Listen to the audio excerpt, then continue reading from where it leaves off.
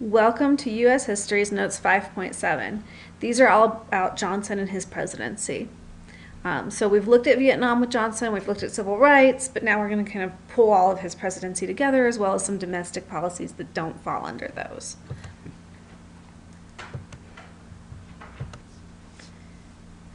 So some of this is going to be review.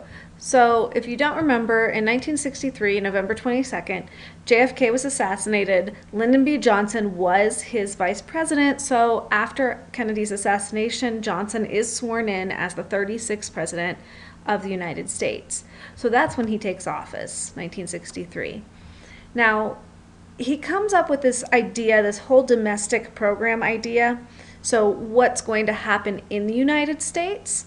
He's taking on quite a bit of what Kennedy had, but he's also adding to that.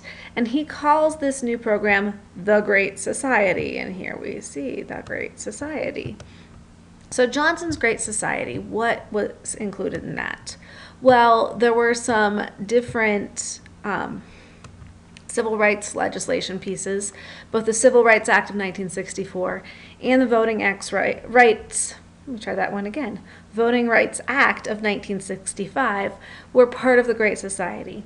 So Civil Rights Act, desegregation, equal treatment. Voting Rights Act was about equal voting and getting rid of some of those things that they had been struggling with since the 15th Amendment, those Jim Crow laws, poll taxes, literacy tests, things like that. This also includes a war on poverty, so looking at not just unfair treatment and how inequality exists through races, but also looking at through poverty and income really makes a difference, and inequality and income really makes a difference.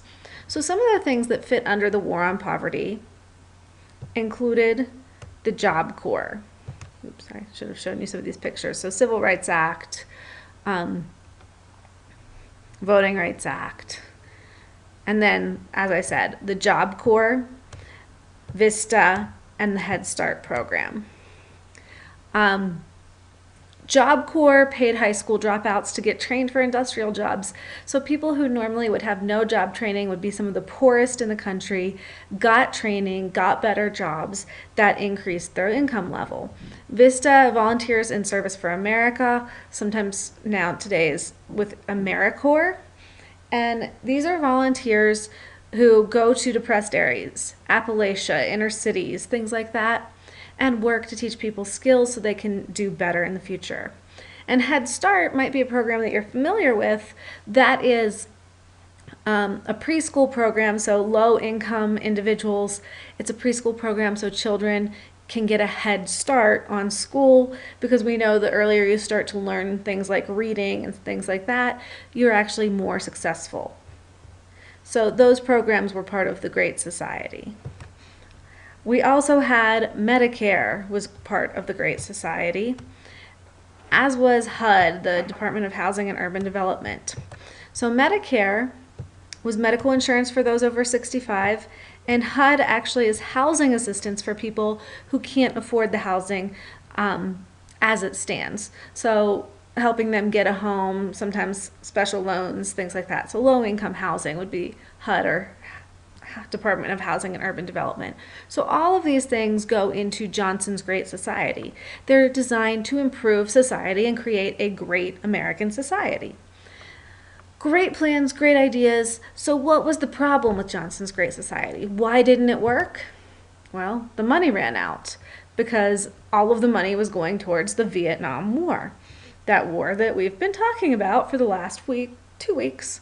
So the money was going towards that, and there was not enough money to go towards his program, because the Great Society, all of those different things need a lot of money. And remember, Johnson was the one who was responsible for escalation in the Vietnam War. So the troop levels escalated or went up. We can see that here.